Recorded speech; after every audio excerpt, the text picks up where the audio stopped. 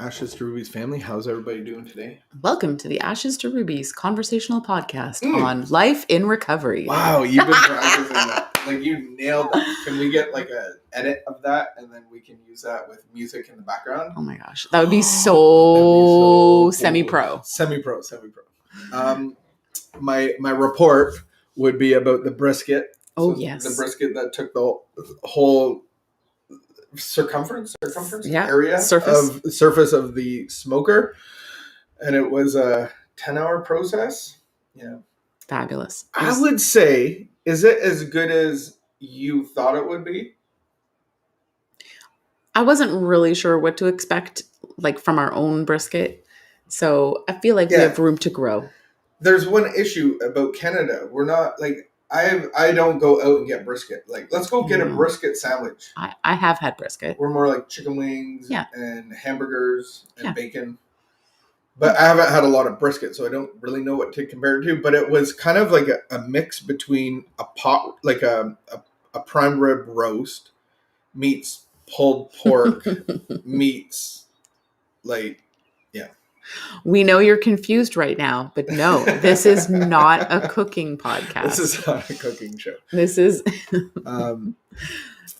It was good, though. This is going to be about... We had it for dinner yesterday, and we will continue to have it for dinner for the next 15 days. Yeah, I think there's enough for... either today or tomorrow we're going to have some tacos. Yeah, so if you want a little bit of brisket, you come over, and if you're in the neighborhood, stop by for a little brisket. How about that? Taco. A little taco brisket? Are we going to have taco briskets tonight for dinner? No. Taco brisket? Brisket tacos. I think we'll have them for lunch tomorrow. All right, then. Okay. How about... You want me to read? We do from our daily reflections book. We're going to do a morning meditation. Get we're three parts. We are a body. We're a body. We are a soul, which is our mind and our emotions and our will. And we're a spirit. We have a spirit. And we're supposed to be led out of our We want to be led. Life comes out of our spirit. And when my spirit is connected to God's spirit, my life goes so much smoother. So much smoother. When we're connected to the Spirit of God. I know that there's parts of the day where I lead with my emotions. Oh, yes. And then sometimes you lead with your body, especially if you are somebody that suffers with allergies. You go into sneezing fits. Yes. And you're actually being led by your body because you're reacting to the world around you. Oh, fun stuff. A spiritual kindergarten. We are only... kindergarten? That's what this title is called. Okay. Did you know that? We are only operating a spiritual kindergarten in which people are enabled to get over drinking and find the grace to go on living to better effect. That's from a book called As Bill Sees It, which I think was written in the 1950s, 40s.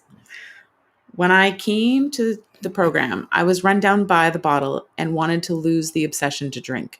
But I didn't really know how to do that. I decided to stick around long enough to find out from the ones who went before me. All of a sudden, I was thinking about God. I was told to get a higher power, and I had no idea what one looked like. I found out there are many higher powers. I was told to find God as I understand him, that there was no doctrine of the Godhead in this program. I found what worked for me and then asked that power to restore me to sanity. The obsession to drink was removed, and one day at a time, my life went on, and I learned how to live sober. One day at a time, my life went on.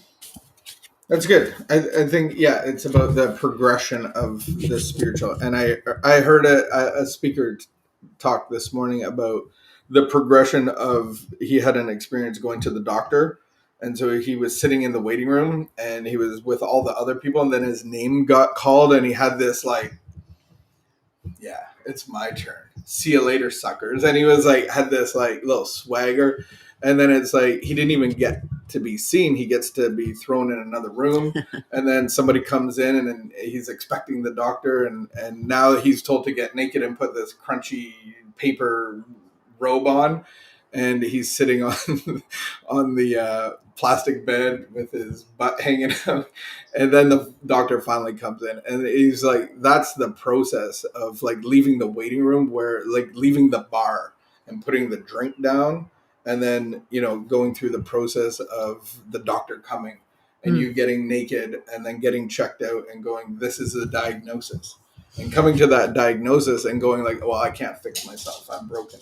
And so coming into that realization that I can't do this. My way sucks. Well, if I don't take care of this thing inside of me, it's going to take my life. And so now I have to go to the great physician, and that's the process that man was talking about. So I thought that was really cool, that there's no human effort that can actually take what's killing me on the inside out. And so I need a power greater than myself. I don't need an actual physical doctor. I need the great physician, and we call him God, for this surgery. So where are you in that process? Where are you? Are you in the waiting room? I heard it say that putting the drink down is just the entry fee to get into the doctor's office.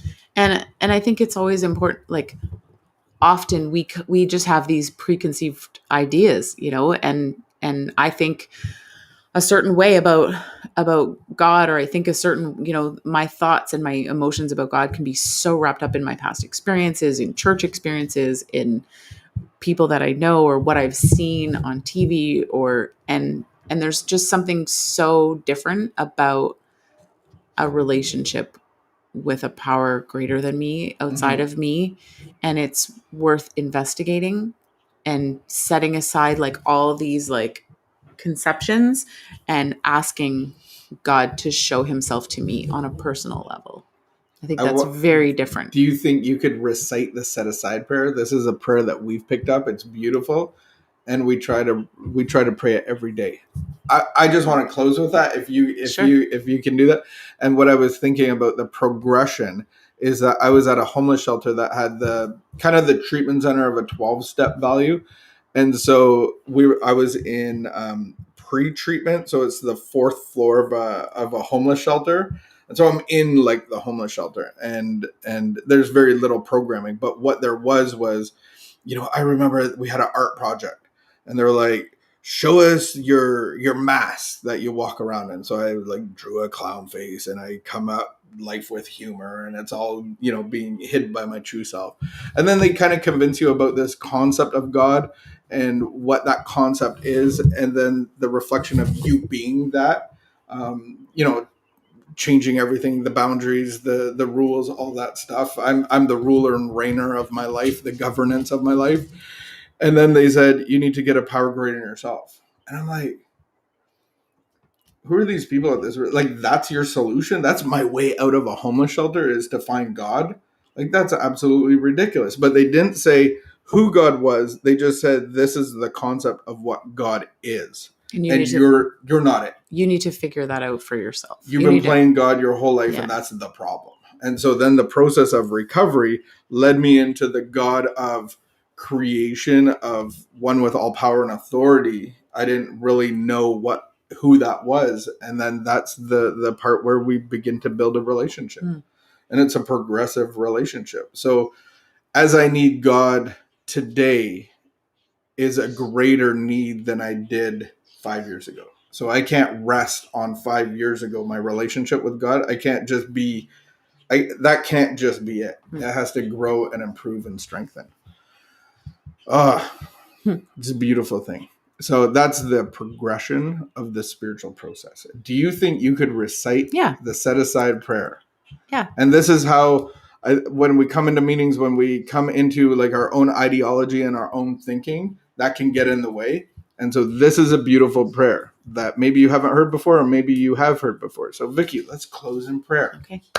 God, please enable me to set aside everything I think I know for an open mind and a new experience. Amen. And sometimes, we don't say amen. We say, thy will, not mine, be done.